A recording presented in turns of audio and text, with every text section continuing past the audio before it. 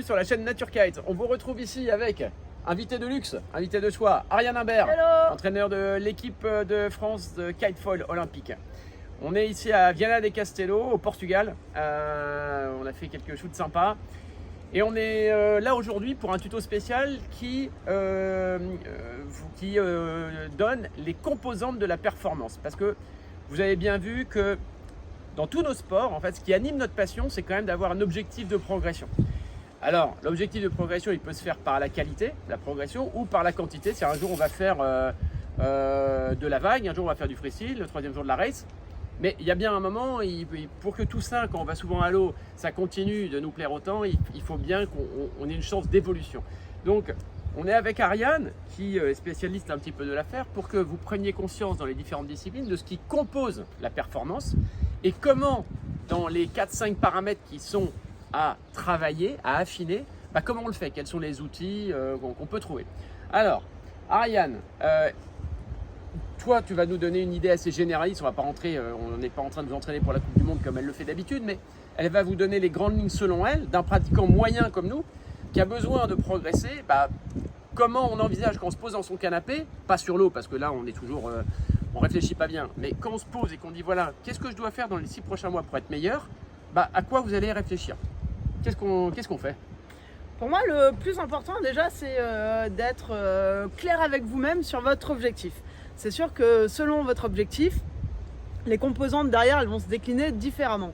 Si votre objectif, c'est d'aller faire de la wing et de shooter des méga vagues, il faut voir si c'est réalisable, si tout votre entourage fait en sorte que cet objectif soit réalisable. Ou pareil, si vous voulez faire de la race ou passer les 30 nœuds. Voilà. Donc là, vraiment, soyez opérationnel avec vous-même et déterminez votre objectif.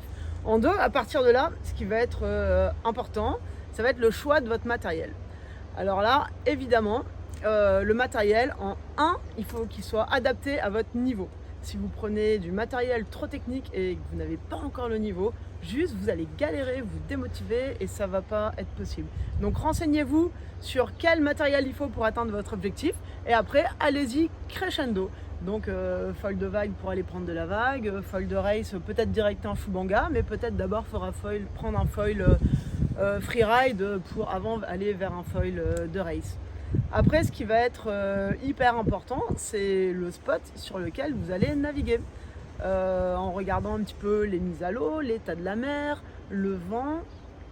À partir de là, il va y avoir des difficultés différentes en fonction du choix de votre spot.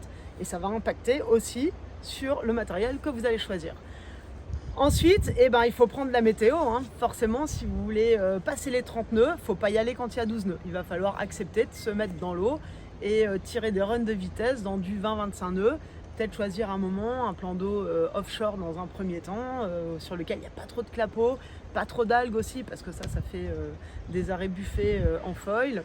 Et pareil, pour les vagues, peut-être choisir des moments où il y a plus de périodes pour avoir plus de temps de se remettre sur le pic entre deux vagues. Après, ce qui va être important, ça va être votre condition physique.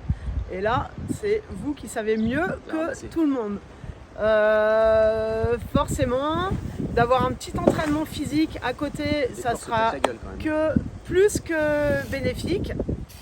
Et puis, connaître vos limites, savoir les dépasser. Donc là, ça va être un petit peu le curseur aussi de votre zone de prise de risque. Mais à un moment, pour atteindre ces objectifs, il faut rester debout. Et là, il faut bien se connaître. Et tout ça, si on reprend un petit peu tous ces petits domaines de la perf, finalement, ça va impacter directement sur votre motivation. Et là, on en vient effectivement au mental, où si vous visez trop haut, vous allez vous démotiver, il n'y aura plus de plaisir, plus de fun, et là, c'est fini, on arrête, on change de sport, et ça aura été un échec. À l'inverse, si on est toujours dans sa routine, dans sa zone de confort, là il n'y aura plus de défi en fait, on va s'ennuyer, on va pas oser se dépasser et une fois qu'on tombe dans l'ennui, il n'y a plus de plaisir, plus de fun, trop routinier et pareil, on arrête, on passe à autre chose. Donc là on a un peu tous les paramètres qui composent la perf, il y a autre chose qui te vient à l'esprit? Il y en a plein d'autres mais pour moi c'est vraiment les 5 majeurs. Ok, alors Ça, c'est vachement important parce que là, c'est vraiment les 5 composantes de base, mais qu'on peut retrouver finalement dans plein de sports, qu'on peut même retrouver finalement dans la vie professionnelle quasiment.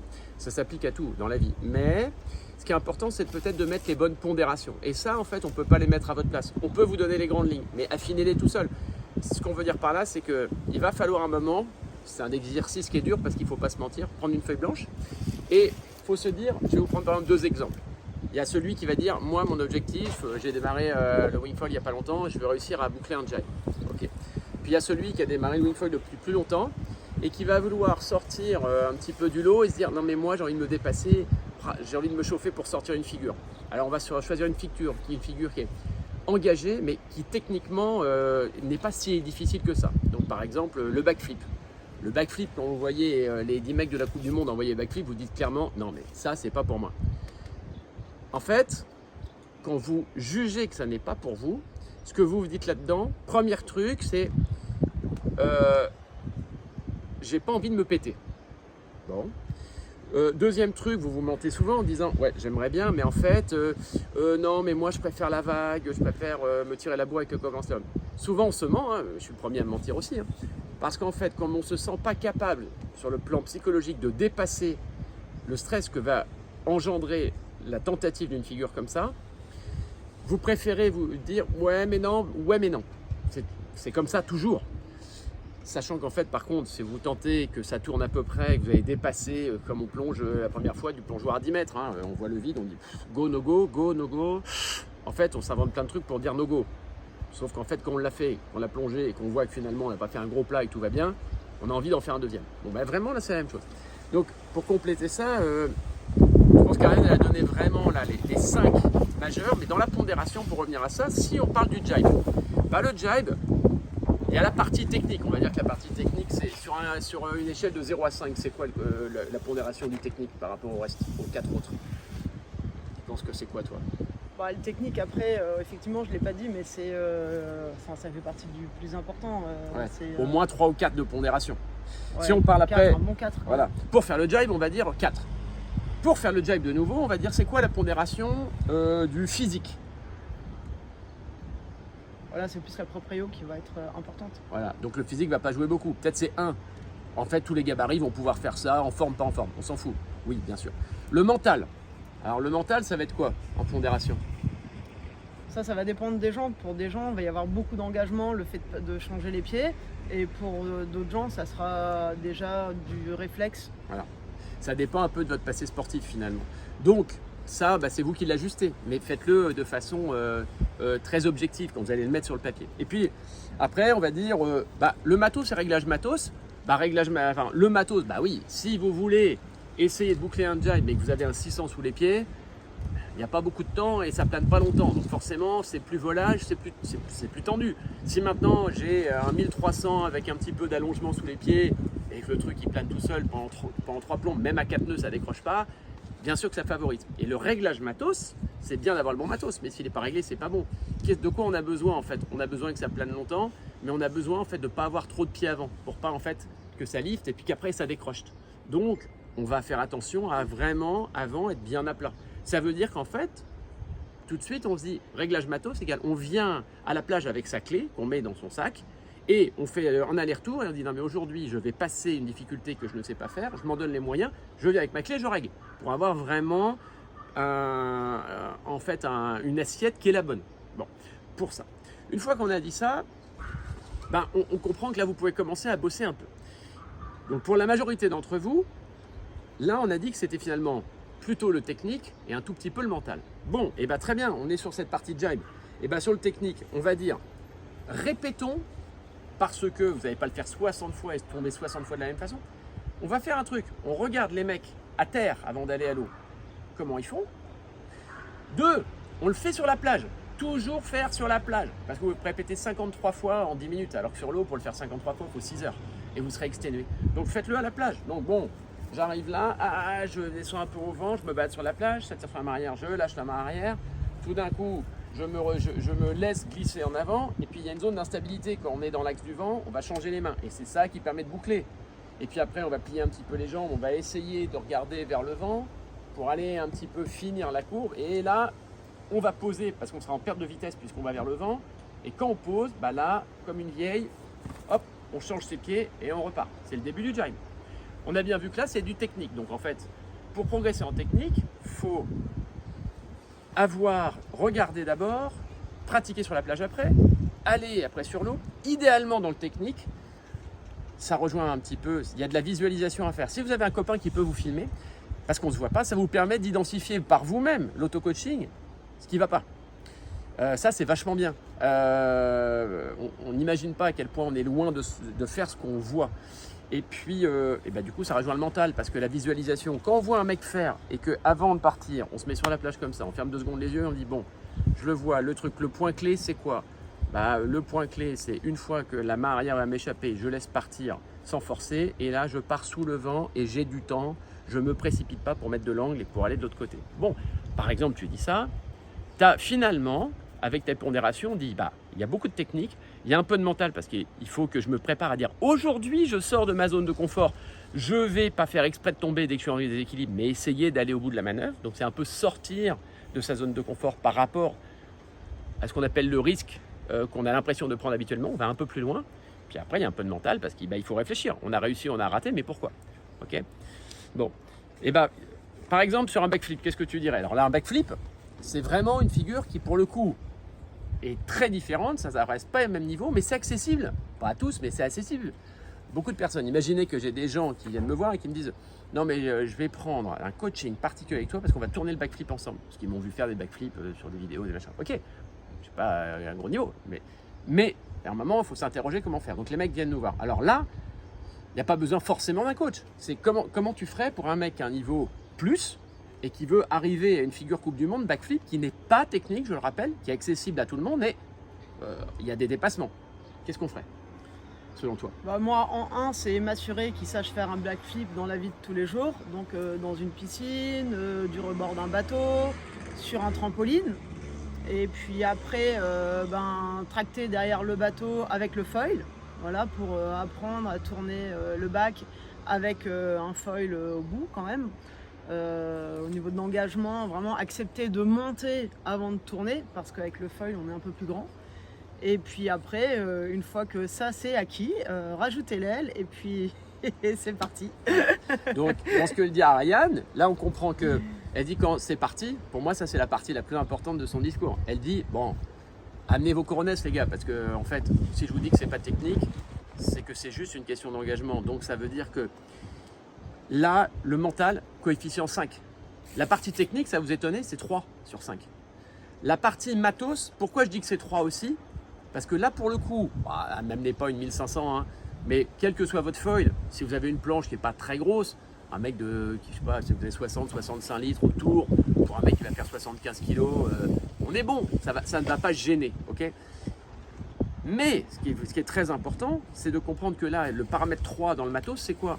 C'est parce que le mental va bloquer, il faut le débloquer avec du matériel qui va vous sécuriser dans la tête, puis aussi un peu physiquement. Qu'est-ce qu'on met dans le pôle espoir là, de l'Almanar Wingfoil qu'on entraîne? Qu'est-ce qu'on leur met? On leur met immédiatement un casque, ça les rassure vraiment, je vous assure, un casque de hockey avec la grille.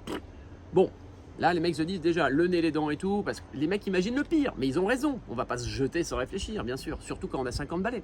Alors, ouais, ok, on met là. Puis qu'est-ce qu'on va mettre d'autre? Bon, bien sûr, on n'est pas débile, on va mettre un casque et un gilet impact. Bon, donc le gilet impact, pas un gilet impact qui font que les côtes, là, elles sont apparentes. Non, un gilet impact à votre taille. Ok. Qu'est-ce qu'on va mettre d'autre? On va le faire en combi, on va pas se mettre en short, parce que là, le placouille, il fait mal. Hein. Donc, une petite combi, ça va bien, intégrale. Comme ça, le plat, ça peut arriver, il fait pas mal. Ok, c'est Wesley qui dit ça. Wesley, il envoie des forwards à 4,50 m de haut.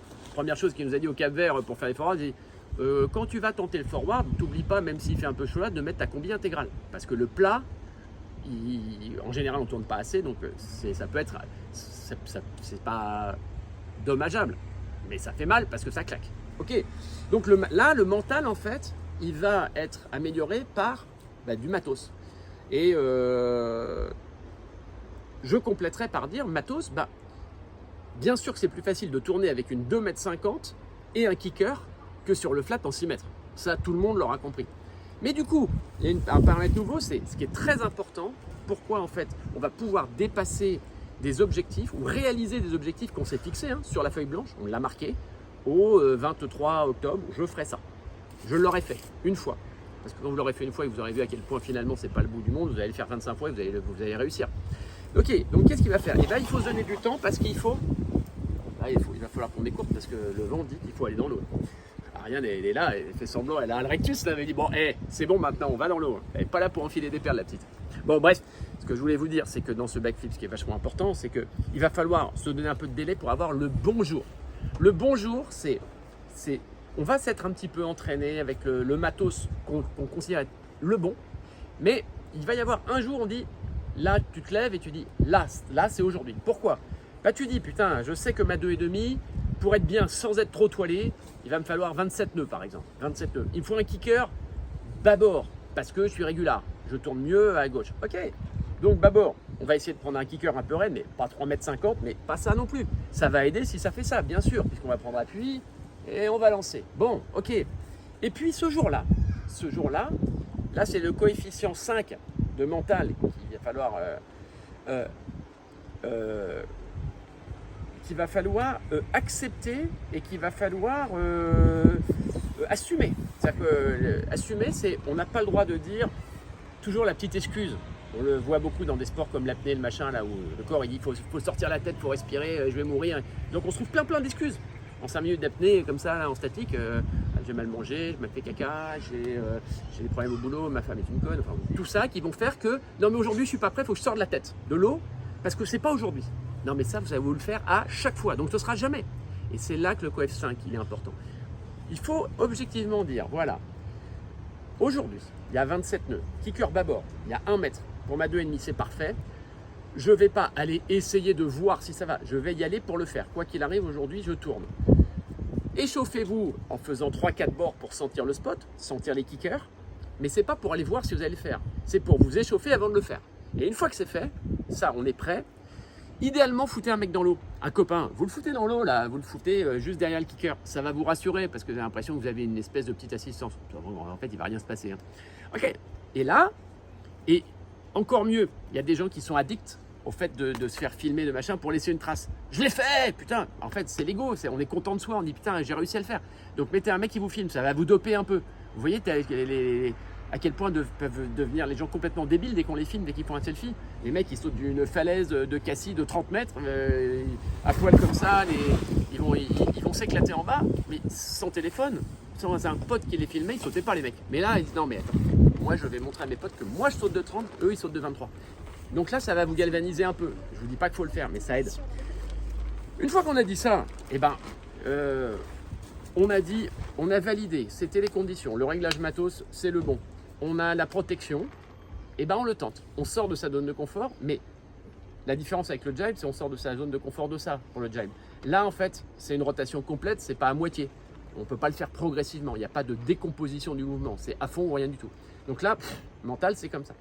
Donc, ce que moi, je voulais vous dire, et on a discuté avec Ariane, c'est important, c'est comprenez que dans la performance, il faut que vous écriviez sur une page ce qui compose le résultat, que vous puissiez évaluer votre progression. Je l'ai fait, je ne l'ai pas fait, pourquoi? Donc, faites-vous filmer. Ou alors, à chaud, vous débriefez. J'ai fait ça, je l'ai tenté 3 fois, ça a merdé 3 fois comme ça, pourquoi? Et après, mais écrivez-le à chaud, après on oublie. Après, vous allez trouver des réponses. Et puis, il faut mesurer la performance. Ariane a parlé de la race. Toi, les mecs en race, qu'est-ce qu'ils ont des instruments? Comment ils mesurent si aujourd'hui ils ont été bien, pas bien, meilleurs que les autres? Nous, on utilise des GPS, montres GPS très bien, ou sinon des centrales inertielles. Et après, par contre, on dérush les datas parce que des fois, il va y avoir juste une Vmax. On va voir 35 nœuds, nickel, mais en fait, c'est la grosse gamelle que tu t'es pris. Et s'il y a un pic à 35 nœuds et qu'en moyenne, vous êtes tout le temps entre 28 et 30, le 35 nœuds, c'est un bug GPS, il y en a plein. Donc voilà, c'est important de dérusher sa trace pour voir la vérité de ce qu'on a fait réellement sur 2 secondes en général. Voilà. Dernière chose, je pense qu'il y a un truc important, que ce soit en freestyle, en vague, dans tout ça. N'acceptez pas de faire 6 fois de suite la même erreur. En fait, vous allez entretenir l'erreur. C'est-à-dire qu'à la fin, ça va devenir un réflexe de faire mal. Et il va falloir détricoter pour retricoter autrement. Quand vous avez raté 3 fois de suite de la même façon, les observables sont les mêmes. Sur un jibe, alors en entrée de jibe, le mec il tombe à l'intérieur, ok, il ne s'est pas laissé glisser, il s'est précipité, il a mis une langue sur la planche. Classique, pas le reproduire 10 fois, faut avoir compris qu'on merde et donc dire l'exercice que je vous conseille dans ce cas-là, ok, on rentre dans le jibe, on abat un peu la main arrière durcie, on la lâche, mais là en fait, on va voler dans l'axe du vent, planche à plat, jusqu'à ce que la planche elle pose, parce qu'on est à un moment on n'a plus de vitesse, et hop, ça pose. Et ça s'arrête là. Ben là, vous allez voir à quel point vous avez du temps pour changer les mains. Et après, la deuxième fois, vous allez dire non, mais c'est bon, je ne vais pas encore reposer. Vous allez changer les mains. Il y a des solutions comme ça. N'acceptez pas de rater toujours de la même façon 3 séances de suite. Et c'est vrai en fait dans plein de domaines. Il y a des remédiations. En fait, il y a des observables. On constate un truc. Les remédiations aujourd'hui, en 2024, que ce soit sur le web, auprès de vos copains qui sont meilleurs que vous, vos copains qui ne sont pas meilleurs que vous, mais qui sont sur la plage, ils ne sont pas manchots les mecs. Ils font le même sport que vous, ils voient bien ce qui ne va pas. Parlez-en. Et vous allez voir à quel point ça permet de progresser. Et ce qui est génial dans tout ça, c'est que la prochaine nave, eh ben, vous allez y aller, mais vraiment le couteau entre les dents est hyper motivé. On voit bien les descendre de votre bagnole, gonfler la petite l'aile et tout. Un peu excité parce qu'il y a un truc là. Et là, vous avez dit, bon allez, aujourd'hui, non mais j'ai compris, aujourd'hui ça va passer. C'est ça qu'en fait, ça anime nos passions. Donc c'est pour ça, l'objet de ce tuto, c'est vous dire, on n'est pas toujours obligé de faire que du slalom, ce qu'on appelle un peu la tondeuse, ou de faire les 3 mêmes courbes en vague, ou de répéter toujours ce qu'on sait faire. Ce qui est sympa, c'est de tenter des trucs nouveaux. Et ça se fait très bien, mais à la condition que vous ayez bien compris que les 5 composantes de base de la perf dont vous a parlé là avec Ariane, bah vous soyez capable objectivement de les mettre sur un papier et puis de voir à chaque fois quand vous notez, à chaque sortie de l'eau, bah, on est allé un peu plus loin et ça va y aller. Bon, puis en fait, quand ça va vraiment pas, bah, qu'est-ce qui reste ? Il reste des écoles dans lesquelles il y a 14 moniteurs, dont plusieurs spécialisés dans les coachings. Et bah, ces mecs-là, si vous bloquez depuis 2 mois, ça peut arriver. Normalement, on n'y arrive plus. Et bah, offrez-vous un coaching avec des gens qui savent faire. Ils vont vous débloquer en vous faisant faire des exercices spécifiques parce que eux, ils vous voient. Ils vont vous sortir de cette boucle infernale dans laquelle vous êtes pour vous amener au succès. Ou peut-être réévaluer votre objectif. Oui, celui qui ne fait pas le jibe, ne tentez pas le backflip parce qu'il y a quand même un ordre. Hein, c'est-à-dire qu'on est d'accord un peu avec ça. Okay. Pour tout ça, on reste Ariane et moi disponibles pour vous. Ariane sur l'école de Spot Cane Center là, hier, puisque c'est l'école qui se trouve à la Bergerie, dans laquelle il y a quand même beaucoup de gens qui viennent progresser dans des coachings particuliers ou en groupe. Et nous, vous pouvez nous appeler au shop sur la ligne fixe de Nature Kite. On essaye de répondre à tout ça. Vous avez une question sur quel matos on prend, comment on fait, où est-ce qu'on trouve le casque de hockey avec la grille. On vous en parle. N'hésitez pas à nous contacter. On vous aidera avec grand plaisir. Ariane, on fait ça ? Impec. Allez, on se revoit derrière le backflip. Filmez ça, envoyez-nous ça, tout ça. On va vous poster vos résultats sur les réseaux sociaux. Je crois qu'on va bien se marrer tous ensemble. Mais ne vous inquiétez pas, si c'est bien fait, sortir de sa zone de confort, c'est une nécessité, mais c'est pas un engagement qui va vous emmener au carton. Bien fait, vous inquiétez pas, ça marche. À bientôt les copains, ciao!